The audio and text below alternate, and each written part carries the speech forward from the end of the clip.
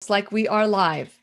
So it says we are live. Now, every single one of you that's watching the classroom, who's the teacher's pet, and you're the first one in the classroom, make sure that you start sharing and tagging your friends, because we're going to have a conversation between two coaches, two life coaches. This is going to be fun.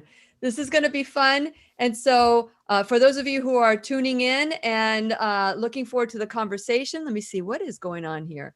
My computer has been hijacked. I don't know what is going on. So my computer's been hijacked. There we go. I see now that you are here.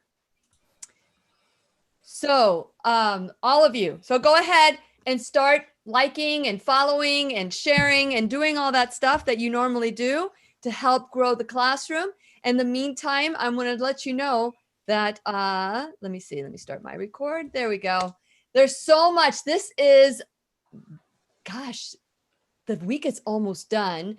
And so today we're going to have a strong conversation, in your face kind of conversation. You know, one self-cleaning oven with another self-cleaning oven, coach to coach. We're going to have, unscripted, anything goes conversation. So fasten your seatbelt. We're going to grow and learn together. Now, Gary, I didn't tell you, it's time to dance. Here we go. Oh. The Lillian McDermott Show. We love, we fear, bridges we burn, we make mistakes, then we live and learn. When life gets tough, and it seems like your best ain't good enough. If you're in need of hope, you know where I'll be right here. Right here, and when you need a friend, you can count on me. I'll be right here, waiting for you.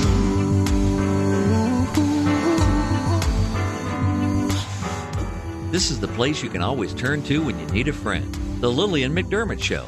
To reach out to Lillian, visit her on the web at whenyouneedafriend.com. Now let's all learn together. Here's Lillian McDermott. Hello, my listening and viewing friends. It's so nice we can meet each other on the air on this beautiful, best day ever. And for those of you who are tuning in to the classroom for the first time, please know I've been waiting for you.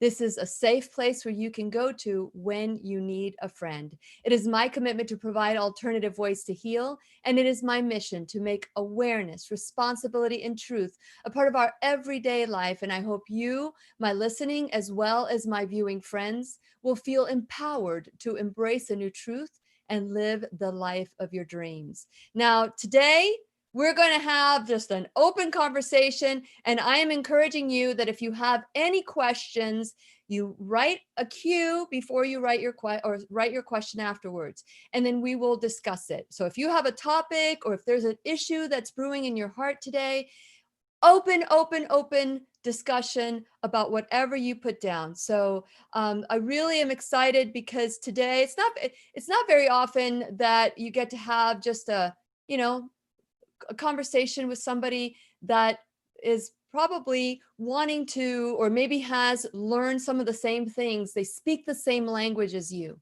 Sometimes it's frustrated when you're saying, are you open? Are you closed? Or are you ask permission? But when as a life coach, a certified life coach, that's what I've learned. I've learned that it is so important that you be ready, because when the student is ready, the teacher appears. But what happens when you have someone in your face telling you, hey, this is the way you need to do it. Wake up. This is the way. Sometimes we reject it. We reject it because we're not ready.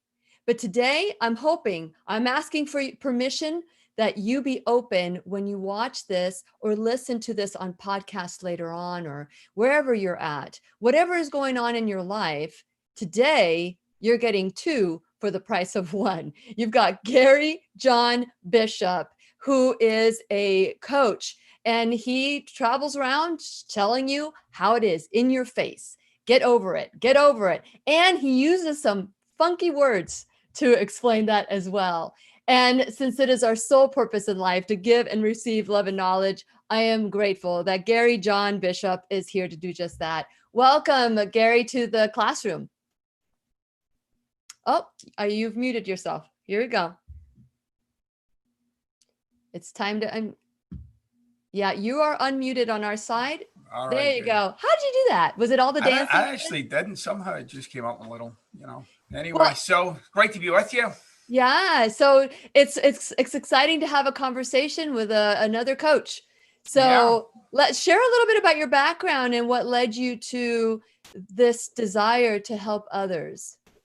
I initially got into personal development for my own case. I was working on myself, my own life, and the more that I got into it, the more the kind of methodology that I was getting into at the time, which was ontology based, it seemed to make a lot of sense to me about the way that I worked. I'd never really considered viewing myself from that particular perspective.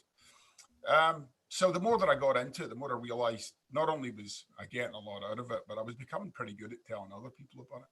So and within a few years, I started to coach people, and then I got a position as a facilitator of leading personal development company, and eventually I became a senior program director there. And I traveled all over the world facilitating transformational programs for just thousands and thousands of people. I did that for a number of years, and then I left that company about 6 years ago, and I started my own little private coaching business for select clients, and then I wrote my first book called Unbleep Yourself. Not just bleep that out, but you get the idea. Yeah, we don't have the power and the technical ability to bleep you, so I'm glad you bleeped yourself. Bleeping myself. So it's called Unbleep Yourself, which is now sold, I think, a little over 2 million copies. Wow. The first book came out in 2017. And I've written a couple other books since, and they're all based on just personal inquiry and personal discovery, but in a way that's it's not. I think one of the things that I really pride myself in is cutting through any kind of vagueness or any kind of. I'm not one for strategies when it comes to discovering yourself. I like to just kind of set people in a place and then let them think for themselves. And it's produced quite magnificent results for people going by the responses that I get. Very good. Some of the name of the books that you have written is Bleep Yourself, Get Out of Your Head and Into Your Life, Stop Doing That crap. Yeah. Get out of your head. So the other one is The End of Sabotage and Demand Your Life Back. Or no, that's part of your first title. The first title is Get Out of Your Head and Into Your Life. That's the subtitle. The second one is Stop Self-Sabotage and Demand Your Life Back. Yes. And then the other one is Ask Gary Bleeping Anything. And Bleeping Anything. Right, but that one's just an audio book. That's not a hard copy. Yeah, I did listen to that one. Yeah. And it was funny because I remember, and maybe it's a place where I'm at today. I remember when I was younger. Do you remember Richard Pryor? Because you've been in. Okay, yeah. I've been. This face has been around a bit. Yeah. So Richard Pryor was just one of my favorite comedians when I was growing up. And my mom would say to me, she goes, I can't get past all the cussing. I can't get past all the cussing. And I'd say, just ignore the cussing and listen to how funny he is. Well, that was me back then. But now, as I started listening to him, as you start doing personal development, because it's really easy to learn about personal development and try to figure out how to fix everybody else but yourself. And so then as I started listening to my mom's perspective, as I got older, because I became a mom too, I started hearing things through her ears, and and so as I was listening to your book, I was kind of like hearing my mom in my head. Yeah. But at the same time, is that style works with certain people, that style of, just in your face, kind of like, shock them into the language, into out of your head. So was that how you learn? Was this cultural for you? Because when I deal with people from Ireland, from England, they love to use those words. Right. And so is that cultural, or is that something that you Yeah. going through the program developed? Yeah. I mean, I'm originally from Scotland, so but I've been in the United States for 20 something years, so I've kind of got this hybrid accent now. But but yeah, I mean, it's just very much part of the vernacular. I mean, it's like cursing in Scotland. From our perspective, is something that just about everybody does, not to the same degree, and not in every situation. Mhm. We can be a little cultured that way. But I feel as if some of the things that I talk about to people are very, very real. I'm not out to sugarcoat anything with anybody, because I think for many, many people who've had enough sugarcoating, they need to get to some kind of place where they can get a grip and maybe make some big changes in their lives. And when that's the case, I'm just committed to being myself with people. And I think if you can demonstrate being yourself with people, it's a lot more comfortable for them to be themselves. Well, as I was listening to your audio, Yeah, because I haven't read your books. I didn't receive any, so I have not been able to read it. So I apologize for that. we'll get you But some. no problem, no problem. And so with that, when I was listening to you, and I was listening to the story of how you came to be, like I said earlier, when we start looking and learning about personal growth, we do it so that we can fix other people. But with you, there was a transformation for you, especially with your parents, with your family, Yeah, with, many people come to me as a coach to say, I want to fix, I want to have a better partner or have a better relationship. I want yeah. to have a better job, make more money. But it all boils down to who I am as a person and the world I see. How do you break through that right away? Um, I think one of the look, fundamentally where I come from is some like a basic existentialist philosophy. And existentialism, it's all about responsibility. You can't escape, right, your own humanity. You can try, you can try and escape your own emotional state, your own ways of being, your own ways of acting. You can try and, pin that on something else, which is okay. But ultimately, you'll have to deal with it. So often that's like the hard place to come from. It's a very challenging place to come to somebody with a conversation for responsibility. Why? Because one, most people would say they are responsible.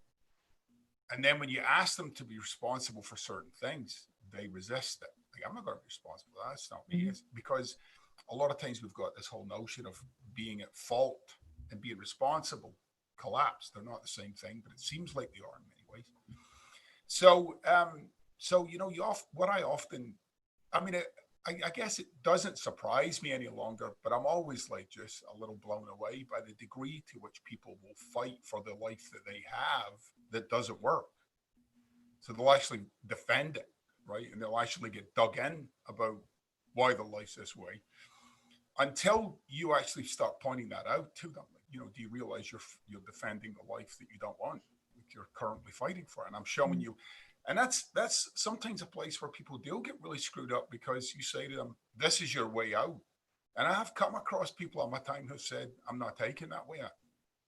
They're going to go and try and find something else, which may or may not work. I don't know, but I know that when people step into that next space, I know that people get through it. They do, and they get through it all the time.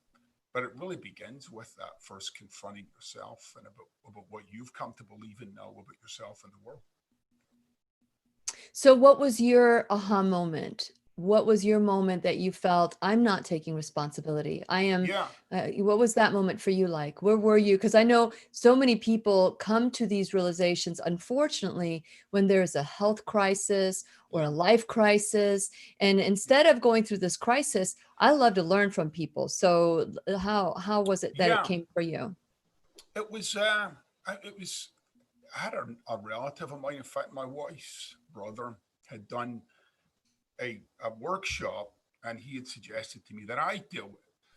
And this was at a point in my life when, if you'd mentioned the word workshop to me, I'd have just been rolling my eyes. I'd have just been like, "Oh, come on," I mean, I was like, in many ways, I guess I still am like the anti-self-help guy, you know. So, but my whole approach at the time was, no, I've got my stuff together. I know what I'm doing. But there were areas of my life that I was clearly struggling with, but I wouldn't have called it struggling. I would have called it working on or something, you know. And but I did the workshop, and the workshop was very eye-opening because I started to see like that in my life I would complain that certain situations were a certain way, and my only contribution to that was my complaining. That was my only contribution in that area of my life. So I was living in the United States. My family was living in Scotland, and I would just shrug my shoulders. My family don't really reach out to me anymore. You know, they don't make the effort. And in my mind, I made all that mean all kinds of stuff. You know, they're wrapped up in themselves and da, da, da. So those were the places where I started to realize, hold on a minute, I'm the one that wants connection. Why aren't that's my job now, right? Like, why have I made that their job? Why is it incumbent upon them to provide me with what I want, right? So though that was like a little turning point, but the big one for me was in my relationship with my mom. And I realized that I'd spent a lot of years in my life overcoming what the conclusions that I'd come to about her in my life in my childhood. And, I'd even gone through like reading some books about it and stuff, but ultimately what it came down to was as an adult man, I was unwilling to say that my life was my own. And then I was also unwilling to say that my relationship with my mom was my own. I was, raised in the same environment as everyone else, which is, it's 50-50, it's you and me. Mm-hmm. And then, the big breakthrough was, well, what if I could just let her be herself and love her anyway? And it was radical. It was like magical. It's like everything changed, but she didn't. But everything changed. Like my whole family dynamic changed. The dynamic between her and I changed, but she didn't have to change a thing. She could still be herself, fully be herself, by the way, like the whole ungilded version of herself. She could be it with me. And I just kept coming from the same place, which was compassion, love, understanding. And coming from there just gave both of us so much room just to be ourselves. And, I transformed the heck out of that relationship. It was never the same, and there was no going back. And because I saw the damage that I had done myself by being in the place that I was. And I think that people don't realize that. I think the majority of the people think that if I feel like I'm left out, or I feel like I am not included, which is another way of saying it. Yeah. But or that nobody takes me seriously, or nobody, and so that we are creating our perception. And when I was going through personal growth myself, and then later went back to become a coach, what I noticed is that when I changed, the world would change. And it was just my perception. Nobody else changed but me. And I can choose to see the world as being excluded or being mocked or made fun of, because I will continue to be right about that. Or I can change my perspective and reframe it. Reframing is so important. And you talk about language in the last audiobook that you did. You talk about language and the importance of language. So let's dive into a little bit more about that personal vision, because life is an illusion. Whatever I see, I create. Right. So there's a couple of interesting things that we do as human beings. So we started this show talking about curse words, right? And you were saying, like, when you were hearing the words, you were kind of like hearing it through your mom's ears, and you're like, oh my gosh, it's not the curse word that's doing that to you, right? What's doing that to you is what you've made all that mean, right? Correct. You make that mean something, right? Like we all do. We make things mean things. Yeah. So if you start with the idea, like if you are someone who curse words kind of jar you, okay, which is okay. If you're jarred by a curse word, you got to first come to terms with, well, it's not the word. It's all the significance that I've added to this word. So what you're dealing with as a human being is the significance of the curse word to you, right? And then what we'll do is we'll get together with other like-minded people. And we'll say, oh, yeah, those curse words are terrible. Oh, yeah, they are. They are. Like, and so it becomes an objective reality. This thing is objective. It's like curse words are offensive, right? Not like they are to me. Which, I can understand that. I get that. So if you imagine for a moment that every single word in the English language or whatever language you speak is loaded for you in a very personal way. Some words are, you got nothing about that word. This kind of word, you got something about that word. And it's not just curse words, it's every word. There's a weight and significance. If I say Monday morning to you, that has a weight and significance to some people that to others it doesn't.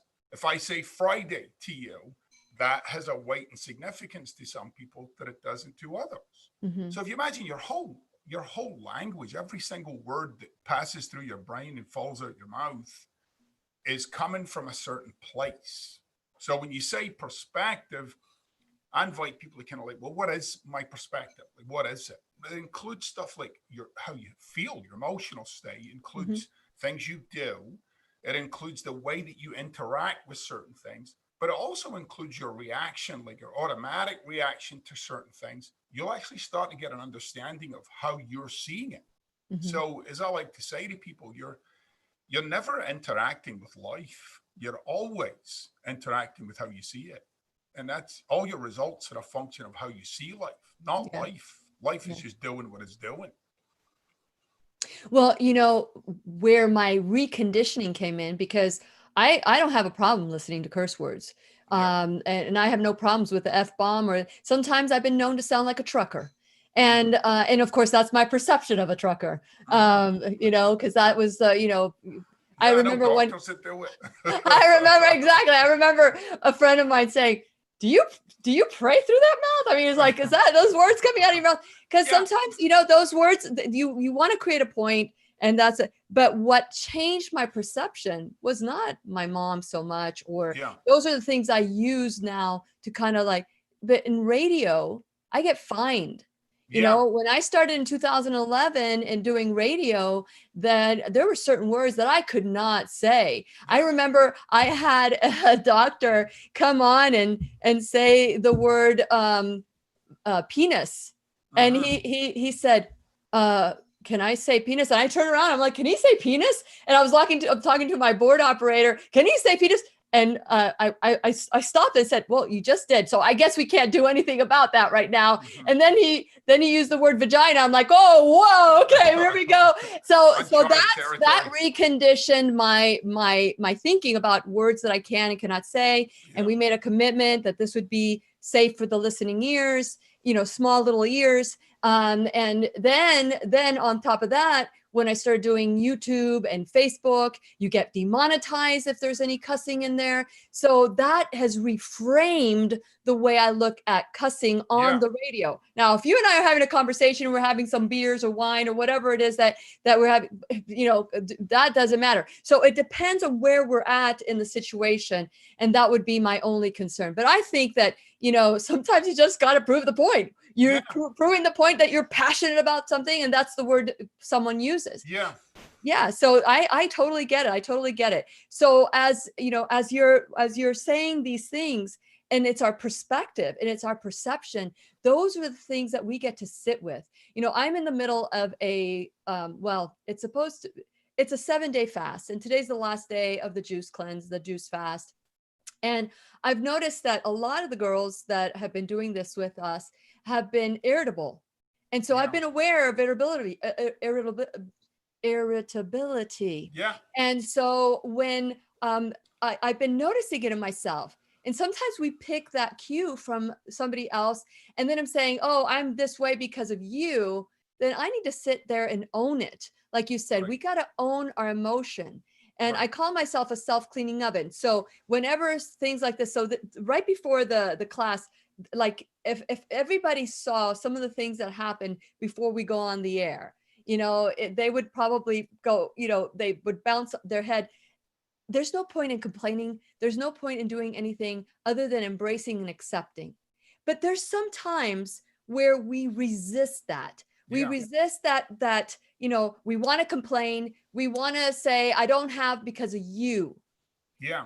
What do you share to your group, to your crew, that you would say, okay, anytime you're pointing the finger, you've heard that expression. Yeah. When you're pointing the finger at one person, there's 3 pointing back at you. So how do you convey that in a way where people get it. I just ask them, how's it working out for you? Yeah. Like, I don't, uh, look, no one ever resolved a situation. And there's people who say, oh no, I did resolve it. Like, because in this society, we're addicted to cutting out what we don't like. So if it's a person, I'll just cut them out, right? I'm not going to become a cutter in my life. I won't become that man. I'm never going to be that guy. I won't be a cutter, right? I've done it, right? It doesn't work. You become smaller. If you want to keep making yourself smaller, go ahead. But don't come to me then and complain that you're not satisfied, you're not fulfilled, you're not empowered, you're not up to something big, you're not passionate. The reason why that happens for people is that we go through we use these strategies to try and manage life. I come from a different perspective altogether. Like, and I guess you might even say it's got some, kind of Zen properties or principles to it, but you have to be big enough to be able to deal with life and people. You have to be big enough. If you're not big enough, then you should just go live in a cave, right? You have to and that means sometimes you might not be feeling big enough. And I get that. And I fully get that, right? We're not always feeling it, but you got to be someone who can challenge yourself to go beyond your physiology, right? You're smart enough to do that as a human being. You're way smart enough to go beyond your physiology. And our physiology is a powerful thing. It's not just, oh, well, I'll just get over my resignation.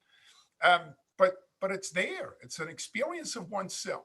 And so I say to people, look, even if you got one of the things I like to say to people, they say, oh, I keep attracting these people into my life. And I'm like, you don't attract, you find.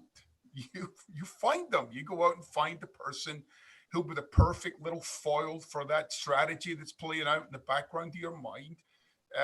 And then, or other people say, well, why do I keep getting into all these terrible relationships? And I keep saying, well, all of those relationships have one thing in common.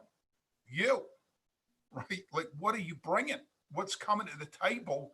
And tell yourself the truth, which can be the hardest thing of all is facing a truth that either you've ignored or tolerated or just been in denial about. And that's a big part of being a human being, is forming your own reality, right? Forming your own sense of things.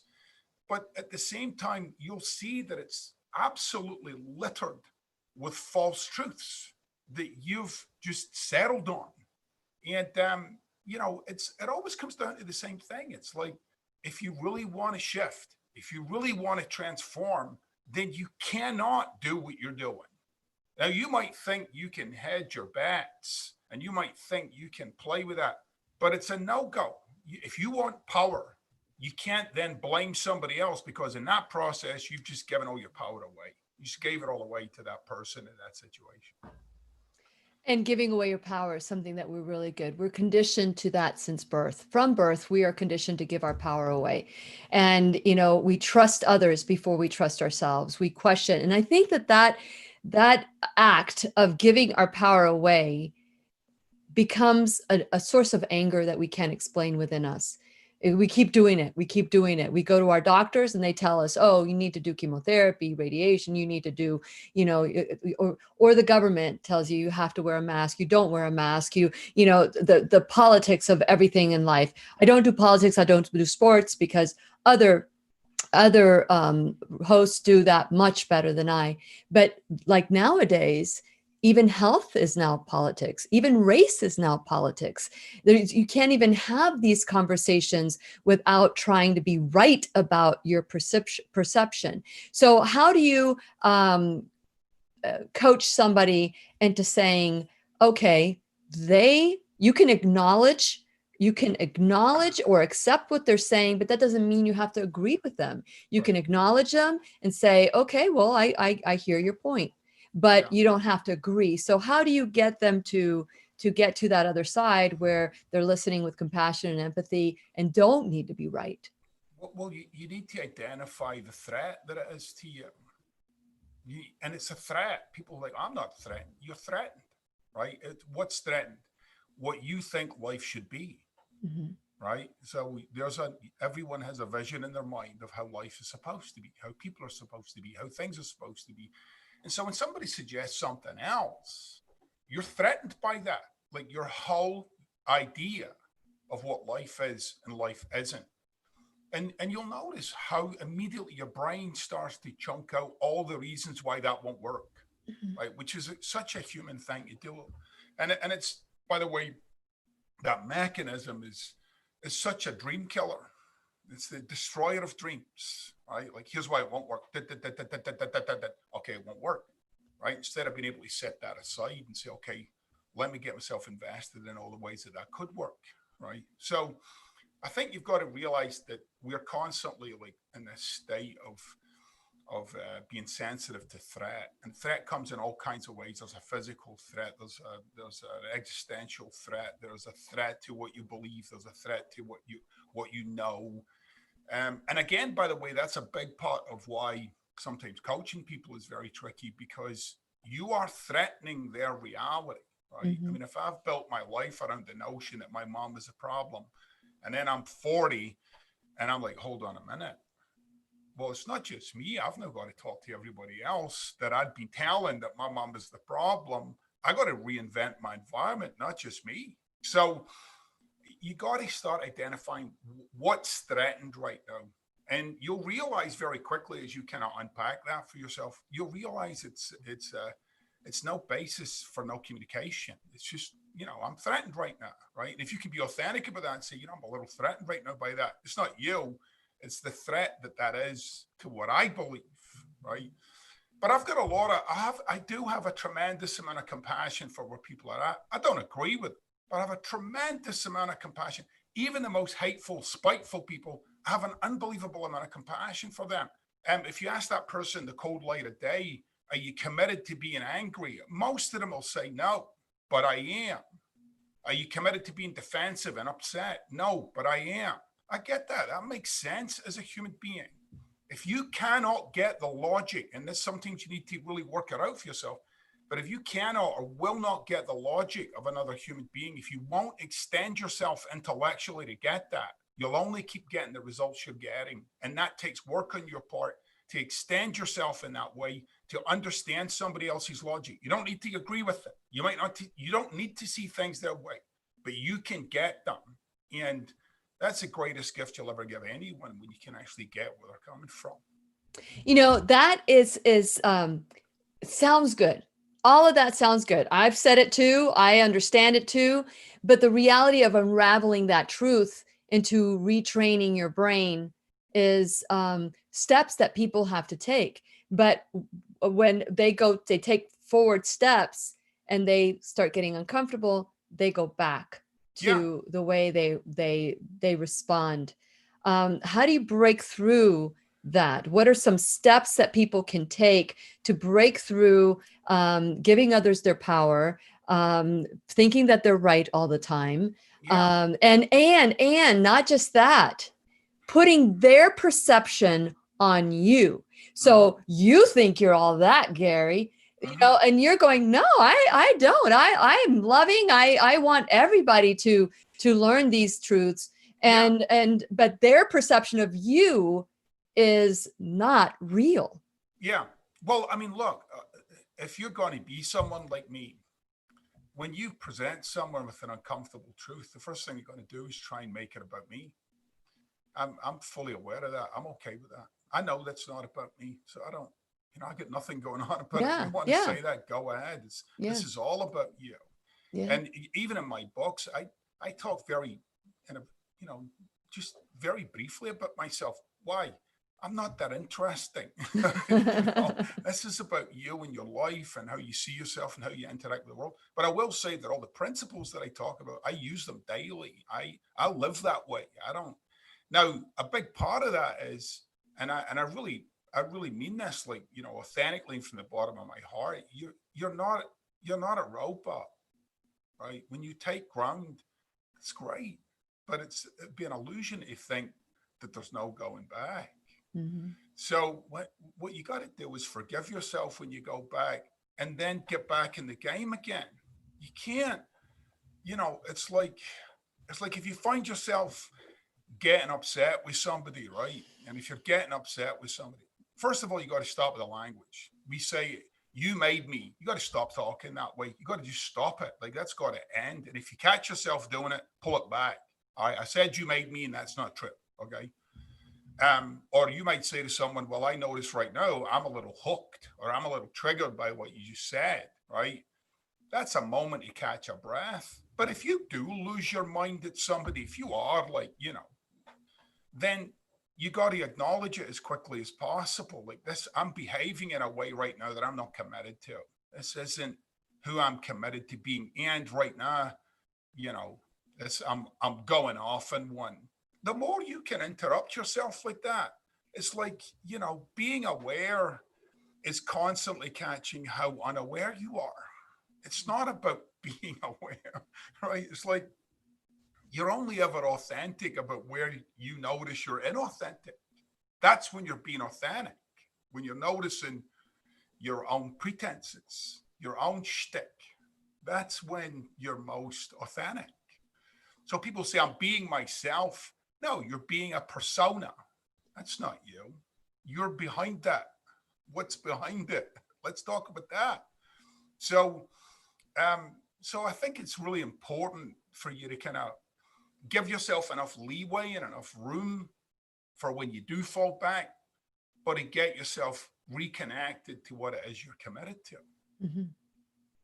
I love it. I love it. I want to take a little break here because I had mentioned to Gary that I do need to thank my sponsors. I also want to let you guys know that on Monday, actually on Sunday, I'll tell you about Sunday later. On Monday, we start our Bible study, New Truths Bible Study series with Dr. Lorraine Day. We're going to study the book of Revelation. So if you have not signed up yet, it's time, because we are filling up and the space is limited. So we are getting very close to being sold out. I'm really excited about this because, we're listening to what social media, mainstream media, all these things, all these people have to say that may have a motivation to control and manipulate. It's time to listen to what God has to say about not just the end of times, but the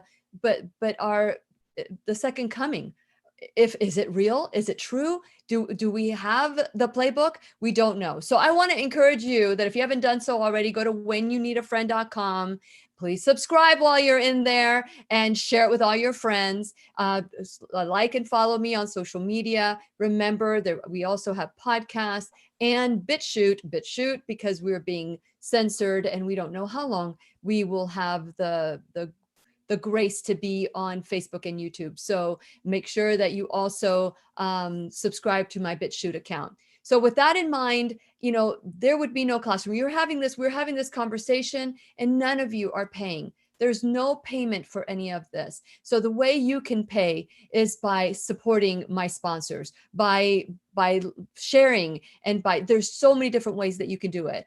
We have sponsors like Nori Nutraceuticals, which is a Nutritional Oncology Research Institute. We have the Keep Me Safe Organics, which are organic, non-chemicals, non-synthetic, organic beauty products from head to toe. First Alternative Care. By the way, if you don't have health care, or if you do have health care and you can't stand the copay, First Alternative Therapies will allow you to take care of your entire household unlimited for $19.99 a month. So go to there and check it out, because it's something that they're doing for the Lillian McDermott Radio Show classroom. So if you've heard of telemedicine, it might be free, but every time you use it, it's $40 or $20. This covers your entire family for family practice, dermatology, and 3 hours a year behavioral health counseling for $19.99. So go to whenyouneedafriend.com, sign up now. The pharmacy in Merritt Island, we have Live Longer Medical, the affiliate programs that I have, Ground Therapy, Brain Tap, that helps you rewrite the program in your head. Literally take some of the enzymes and like boot them. It's a fascinating, just go on there and learn more about it. And then Avazia, that helps you manage or get rid of pain naturally with microcurrent technology. So please support my sponsors the way they're supporting the classroom. And finally, you who benefit from this can become an enrolled student in the classroom feel free to give $1 or $1,000 a month, whatever it is that you can afford. But if that's too much for you, then you can share your time and your talent. So make sure that you share it with your friends. So there's so many different ways that we can be connected here in the classroom. And if you were to take one word, which is, I think, where the theme is today, is responsibility. You can go to my page. There are 4 questions of responsibility. They're on the 100% responsibility page, especially if you can't see yourself. If you can find everybody else's faults, here's a little tip. You see in others who you are. So if you're only seeing people's faults and everybody around you is wrong, that's because you see in them who you are. So with that in mind, I am so grateful to Gary John Bishop. You can find him at garyjohnbishop.com and have this conversation with him as well. If what he's saying resonates with you, or what I'm saying resonates with me, it doesn't matter. Just start going deeper into who you are. So before we went on, you were talking about your feelings and emotions, and we were talking about what we see in others, the people that are around us, and trying to be right about what we are and seeing and attracting. So it all works in divine function, and we can, it's just like eating junk food all day, and then at the end of 50 years say, I don't know why I had a heart attack. I think we can trace things back, that there is a pattern. There is a pattern in our life. And so I heard something you said a while ago about our thoughts and our feelings. So I've interviewed Bruce Lipton, Dr. Bruce Lipton, and he was the one that back in 2012 taught me, first it's the thought, then it's the feeling, then it's the action. But you have a take on feelings, and I'd love for you to share that take. Yeah. Well, so there's like an illusion that I think there's a causality there, right? So the thought, which is language based, right? You can't have a thought without language, right? It's because in the moment that you distinguish that thought for yourself, it has language to it. So language is, by its nature, invasive. It kind of grabs situations and grabs items and distinguishes them, right? Or labels them. So your thoughts and your feelings are actually arising in unison, right? So those thoughts and that experience of those thoughts, it's like coming up together. But I say to people, look, if you want to be effective in certain areas of your life, you're going to have to really be someone, because we become really addicted to this notion of, and I really mean addicted to it. We become addicted to this notion that my feelings should be aligned with what I'm about to do. So I'll sit in the sofa and I know I've got to go do X, Y, or Z, but I'm not feeling it. And so there, if I'm not feeling it, I'll just sit in the sofa. And we call that procrastination. Okay. And I say to people, look, if you want to be effective, you want to write a book, sculpt, paint, start a business, meet someone, you must train yourself over time with little things, right? And by the way, you absolutely get better and better and better and better at this.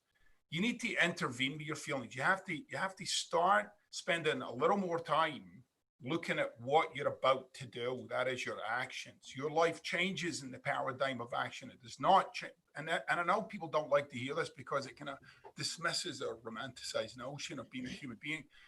Your life does not change as your feelings change. You could feel great and still sit in the sofa, right? You could feel really positive and do nothing, right? You can feel great about your relationship with your mom, but never tell her.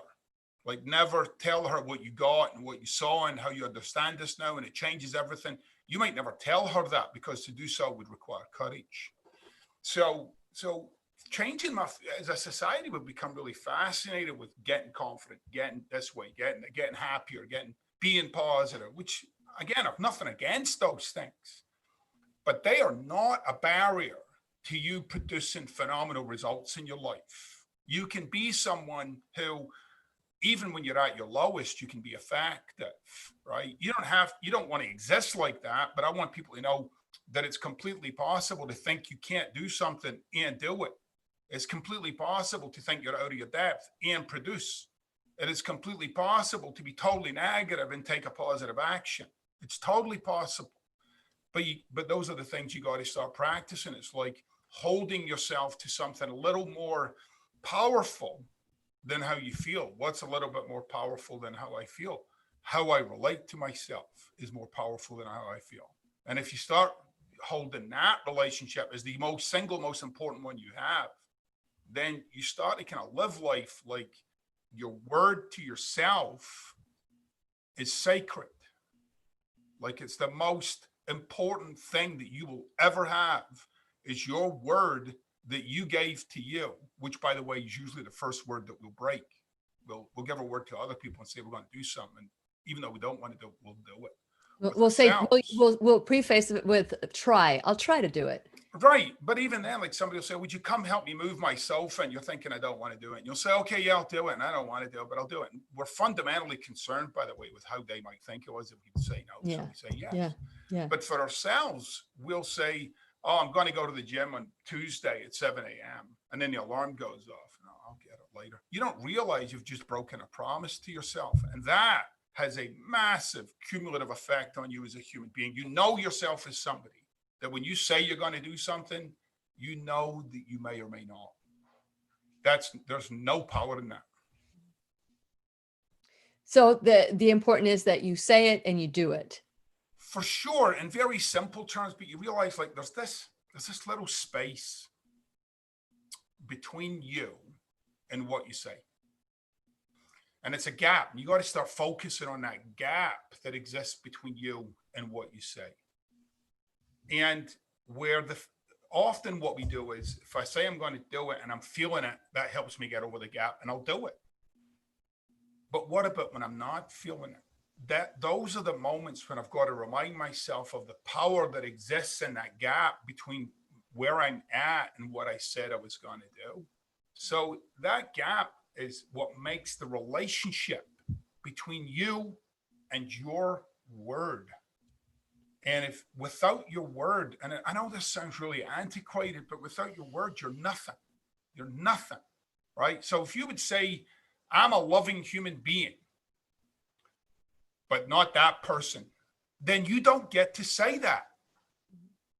You don't get to say that. Now you're saying, then you should say, I'm a loving human being, but not with everybody, right? Because that's more like the truth, right? Yeah. Now, other situations in my life where I might experience like, wow, I'm really struggling to express my love for this person right now. Like this is tough for me. Right. But that's my problem. Right. I don't make that theirs. They've just got to do whatever they're doing. Mm-hmm. I'm the one that said I'm a loving human being. I'm the one who's currently challenged, and I'm the one who's got to confront something about myself. Like I got to look here and say, what's in the way for me here? What's the barrier? And without saying just you, which is such a simplistic approach, you know, we're way more, as human beings, we're way more sophisticated and capable than just, oh yeah, it's your fault. You know, we're way smarter than that, you know? Yeah. And so I want people to start to realize like that who you say you are should be what's guiding you, not how you're feeling. How you're feeling comes and goes. You're going to get angry. You're going to get disappointed. You're going to get apathetic. You're going to get resigned. You're going to get delighted. You're going to get resigned. All that stuff. But true through all of that is who you would say you are. And that's when you really start to get that you're constituted in language. Yeah, that be who you say you are became very, very important it's always been important to me.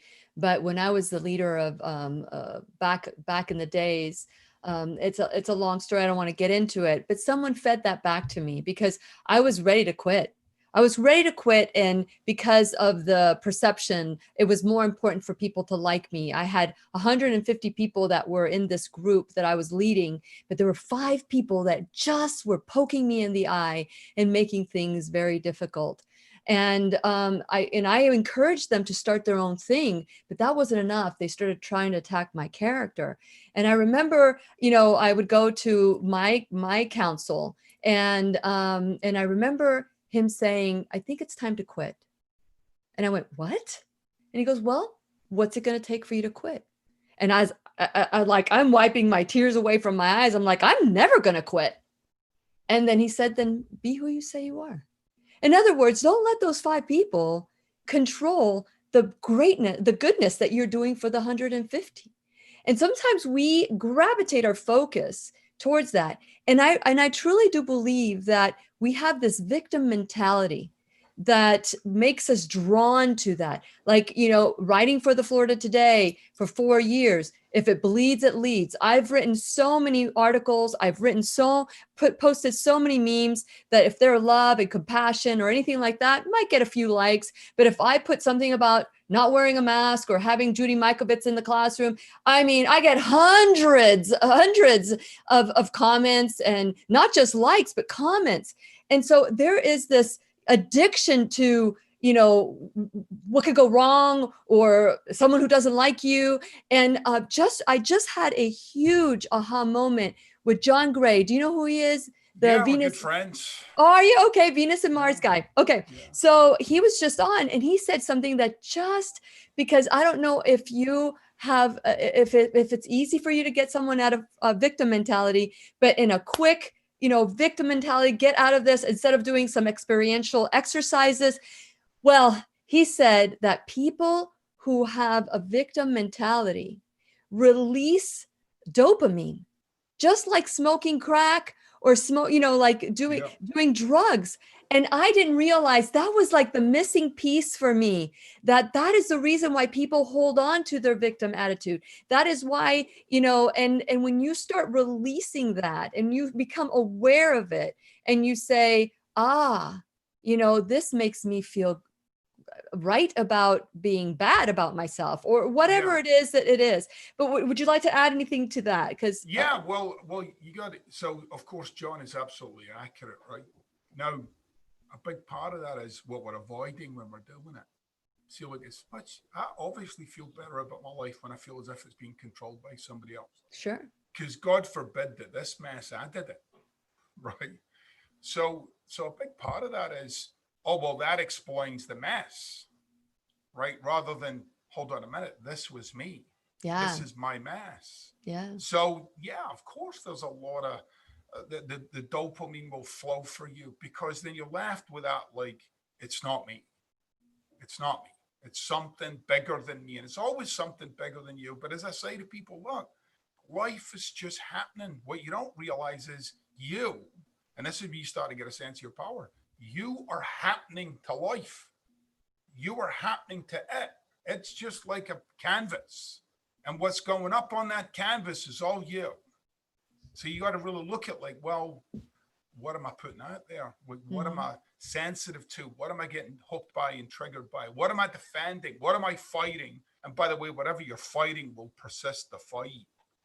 It's an important thing for people to remember. Wars only happen when there's two sides fighting. Absolutely true. Absolutely true. I love that. I love the fact that you can become aware. And by the way, all of you who are watching today, if you don't write something or like it, or say we don't even know that you're in the classroom, please let us know that you've been in the classroom by making your comments, by giving us the heart or thumbs up, or liking the classroom. There's so many different ways that you can let us know that you're not just listening on the outside, that maybe something has resonated within you. These are the conversations. Like, we've been having conversations about race relations. At the beginning on Tuesday, we had a conversation with religion relationships and breaking down the walls. And so it's time to have these conversations with yourself, because we should be our own self-cleaning oven. If something is, and Louise Hay, I don't know if you follow Louise Hay's work. Yeah, a little. I mean, I tend to follow, like, philosophers from like 200 years ago, but I know a little of Louise. Well, Louise Hay, she is a great manifester. She was a great manifester, and her legacy continues. But, she says, if something breaks down in your life, whether it's your refrigerator or your car, or something's not working right, you need to stop and say, what's going on within me? Those are like little indicators. The universe will send you messages. It's our job to stop and listen and say, okay, how is this on me? How is this on me? Not to blame, shame, fault, or duty, but to just take ownership and change it and shift. Now, John, we've got 1 minute left. Any final words to wake people up? Well, there's a saying that I like to tell people, and it's, you have the life that you're willing to put up with. And that's not the, sometimes we're left with this idea that we're putting up with a person or we're putting up with a situation. It's not what that means. What it means is you're putting up with putting up with that. And that's what's got to change. You got to stop tolerating yourself. You got to start interrupting that drift, that emotional, behavioral drift of humanity, because to make real change takes effort. Well, I loved our conversation this morning. Thank you so much, Gary, John, Bishop. I'm sure that you've helped a lot of people in your time. So thank you so much for that. Thank you for joining us today. We're going to continue our conversation after the class with our teacher's pet. So if you have any questions, make sure you ask them. Please remember, we'll be right here waiting for you worldwide at whenyouneedafriend.com. This is Lillian McDermott and Gary John Bishop wishing you love, peace, joy, and unexpected abundance. Make it the best day ever. My type. The opinions and advice expressed on the Lillian McDermott radio show are intended for the individual callers and guests on the program and are presented to our wider audience solely for general educational purposes. Please act responsibly and consult personally with your own medical, psychological, or nutritional expert before taking any steps to improve your life. I want to say thank you to Andrew. Thank you. He goes, this is great. So thank you so much, Andrew. Where are you listening from? I know that we have a worldwide audience and it's so exciting. We manifest just about everything. And from 2011, I remember when I started in a tiny little radio station that had a 50,000 watt, whatever you call it, I would say, and worldwide. That was before worldwide, and I'm worldwide with it because we used to stream it, and I would say worldwide. And now we are truly worldwide. So I'd love to hear where you're from, what you thought of this conversation. Share it, and also share this conversation with your friends too. There was something that I wanted to ask you. You made a comment in your book, Ask Gary Effin Anything, which I think I see why your titles are so intriguing. It's like, okay, what the F am I going to do with this book? Right. So with that in mind, you had said, love does not mess you up. Disappointment messes you up. But yeah. I want to go to a different level. What about expectation messes you up? Yeah, well, your expectations are what sets you up for disappointment. Okay. But the problem with expectations is, I talked about this a lot in my first book. There's a big piece in my first book about expectations. Most of your expectations are hidden. You don't see them. You don't notice they're there. But if you plan something, if you, for instance, plan a dinner party, okay, you've already got an image in your mind of how this thing is going to go. Mm-hmm. And so all you're planning is to line it up with how this thing is going to go. So you start predicting the future and you start building in the pieces that you think are going to cause that outcome. And then when you have the dinner party, two people cancel at the last minute. And then one person shows up and says, I'm feeling sick. I don't even know if I can sit. And they sit there the whole night and they're sweating. They're not talking to anybody. Right? This is pre-COVID-19. Right, well, of course, And then you're bringing out the food and, like the salad's a little like gooey. Like, what happened here? Like, I forgot to bring come on, why don't you? And all that's happening is you're no longer connected to what's actually happening in your life. You're getting disappointed because this wasn't supposed to be this way. Where? In your head. It wasn't supposed to be this way in your head. But that's true of our relationships, of our workplace, of our bodies. We live our lives with what should be and shouldn't be. And that is the world of expectations. And if you want any power with your own expectations, it's to start to uncover the hidden ones, the ones that you placed in there that you never saw you placed that there. And in fact, most of your upsets are really about that, not really what's actually happening. Yeah. Exactly. Yeah. And that reframing our thoughts and being kind to ourselves and being gentle with ourselves. I learned when I went through personal growth, the difference between perfection and excellence. Yeah. Yeah. Well, someone once challenged me to discover excellence for myself, which was way back in my training when I was becoming a facilitator, which was almost like becoming a Navy SEAL or something. But anyway, I was asked to bring excellence to a closet. To a closet? Yeah. A closet. Yeah, closet. Okay. So somebody opened up that closet door. What they'd be met with was excellence. Like it would be unmistakable. And that's the thing with excellence. Its presence is unmistakable. Like you can't, it's not like a set thing. It's a presence. It's the presence of excellence and it demands something of you.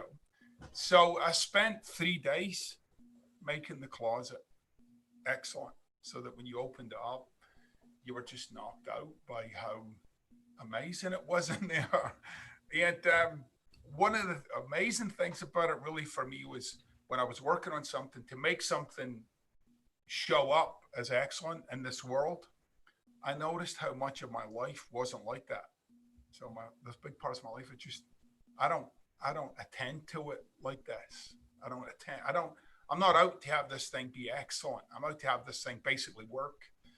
And so it was very revealing. It's like, it's very much a kind of, in my view, what excellence is very much an ontological phenomenon. It's the presence of something.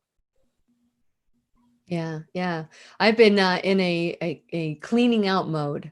I have cleaned so many closets, so many drawers, and I really do believe that when you look around your life, if you look around, look at your closets, look at your doors, look at the stack of papers that are in your car or in your in your office, that is like to me a barometer of what's going on in my life. And Yeah. I become so aware of it that when I start seeing things piling up on an area where that tells me I'm out of control. Yeah. And you wake up a little earlier, you stay up a little later just to clean it up. And it's like, your life falls into place, doesn't it? Yeah, well, At I least for think me. if you do that, if you I think it's just restore a me. little bit of integrity to little bits of your life, you will feel better. You do feel better. Look, there's nothing quite like driving your car after it's been cleaned inside and out. Like you like the car again. You're like, oh, this is good. I like this car. It's a nice car. That's all because, believe it or not, by the way, why you feel better is because items like that, which includes unfinished items and incomplete items in your life, they exist in your conscious and subconscious at a minuscule level. It's there. You get reminded of things. I need to remember it. Oh, I have to go back to. And then you wonder why you're overwhelmed. So the more you take care of these things and you deal with these things as they come, the more mental clarity you're bringing into your life. And when you're clear and you experience yourself as being someone who has no clutter, you're just a lot more effective. Yeah, yeah. So share with us, Gary, are you still going on tour? I mean, have you done a lot of with all the stay at home and quarantine? How has that affected you as a coach? Well, I used to, I up until maybe 6 months ago, I used to do like a lot of speaking events. And that's how I got to know John Gray, actually. So, I would do speaking events with people like Tony Robbins and Arnold Schwarzenegger and, big events like 15, 20,000 people. Wow. And so doing those events was a big part of, like my commitment to making a difference for as many people as I possibly can. Obviously that ended because, you can't get 20,000 people together in a conference center right now. So I've done a few virtual events. They don't have the same kind of impact, I feel, because when I do a speaking event, I don't stand up on the platform. I get down there and I talk to people and I connect with people in a very real way, I guess. So, but I've been spending a lot of time writing. I've got a new book coming out in October, and then I'm doing a lot of the lead up work to that. And then I'm also working on my 5th book right now. I've just kind of started taking a broach into that one. What's it going to be called? Well, the new book that's coming out in October. Go bleep, bleep, bleep, bleep, bleep, bleep, bleep, bleep, bleep, bleep. Yeah, it's actually wise as wise as bleep. Okay, so it's about giving people access to having wisdom as opposed to knowledge. You can have knowledge about something, but that doesn't mean to say it lives for you. You know, there's things that I know to do and know not to do, which ultimately have very little bearing on whether I do it or not do it. So I wanted to get people into the idea of how to make yourself wiser. Like there is a process to make yourself actually wiser, such that when life challenges you, you have that wisdom. Like it'll guide you through a week. Because my view is your feelings can be a compass, but they're not a reliable one. So they'll pull you this way and that way. You have, in my view, you have to have something outside of that you can point to and say, that'll keep me straight. That'll keep me on the right path. So that book's all about wisdom. And then next year, or maybe the bottom end of 2022, I'm putting out this book about relationships and why they don't work, especially our love relationships, like why they don't work at the level they could. And how to make them work. How do I make a love relationship work, which could be a friendship or a marriage or a partnership or even a family member. But I'm really excited about getting into that. Very good. Very good. It sounds like we're on the same path. And it's really good that to meet you, and I wish you luck with everything that you're doing, because, we need to, these are, people stop growing spiritually and emotionally, but they grow intellectually. They're expected to grow intellectually. And, Right. We don't do enough for that emotional, spiritual growth. And I'm hoping that, I want to go back because I said I was going to talk about Sunday. For those of you who have registered in the classroom for Dr. Lorraine Day's, it's the New Truth Series, Book of Revelation. Dr. Lorraine Day on Sunday, from 7 to whenever we're done, no later than 9. This is the day before the launch of the study, which is the 17th. So the 16th, we're going to have a meet and greet with Dr. Lorraine Day. And Gary, I don't know if you know Dr. Lorraine Day and who she is, but I'm not familiar. No, she is amazing. She probably was the person who started triggering my thoughts of, what if everything I believe is true is false? What if everything I've been taught about health and wellness? I was challenged in the show back then in 2012 this was a year after I had started. This guy was a raw foodist. He came in, brought some food, and I'm like, oh my gosh, this is so good. And so I brought him on to teach us how to prepare foods this way. And he challenged me on the show to go raw vegan for a month. Well, I bring it. I can do anything for a month. What I didn't realize is 4 days later, after I started this challenge, is that I would feel really, really good. And it wasn't that I felt bad. I didn't know I could feel better. And I thought, man, if I could feel better about food, if food can make me feel this good, what else is out there? Right. And that's what triggered my thirst for learning more. And I stumbled because I was looking at, hydration. I was looking at nutrition. I was looking at medications and all that. And my registered service mark is you can take a pill or you can take responsibility. That's my registered service mark. Mm-hmm. And so I started looking onto all of this, but this happened, the registered service mark happened after all this research. And when I encountered her, she was in hospice, stage 4 cancer, sent home to die. She's a prominent orthopedic surgeon, one of the top 10, first top 10 women to become orthopedic surgeons. And she was also the head of her department. So she knew that doing chemotherapy was not going to be an option for her because she had seen what happened. And all the doctors that forced her to take chemotherapy, she kept saying no. They told her she would die. In hospice, she started making things right with herself. She had a conversation with God saying, God, I don't even know who you are. I don't even like you. You burn things down and you're vengeful. And so she started having this conversation that if you really are there, please, help me see you for who you are. And that started her into this transformation, this person that was about to die 26 years later is a regular in my classroom.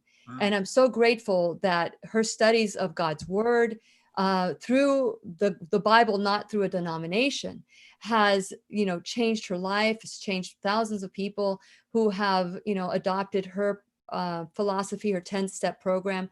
And so I'm really grateful that we're going to be able to do this with her. So she has a huge following, and I'm grateful that we're doing this Bible study.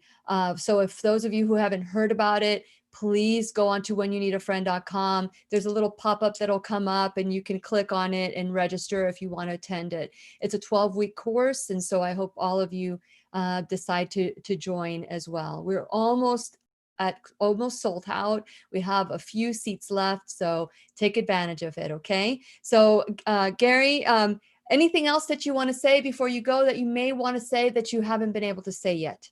No, it's been a pleasure being with you and having this conversation, and and all inside of my commitment to making a difference for people, which sounds very similar to yours. Yeah. So it's been a pleasure. Thank you. It's been a pleasure as well. Thank you so much. And thank you for all of you who are watching today. Make sure you send some love. Let us know where you're from so that we know that you were a student in the classroom today. So we will see you, and have a wonderful weekend. We'll see you soon. Okay. So take care. Bye. Say goodbye, Gary. Bye. There you go. Okay. So let me make sure I signed off, because there have been times where I have not signed off, and private conversations are being heard. I'm like, oh my God, I can't believe I did this. The other day I don't know who it was that was on, and I signed off. We had this it was the race relations conversation that we had. And at the end, when I thought I signed off YouTube, it's being recorded on YouTube and Facebook at the same time. So yeah. It wasn't just that I was recording it, I could edit. I'm still on? Okay, well, I just checked it, and it's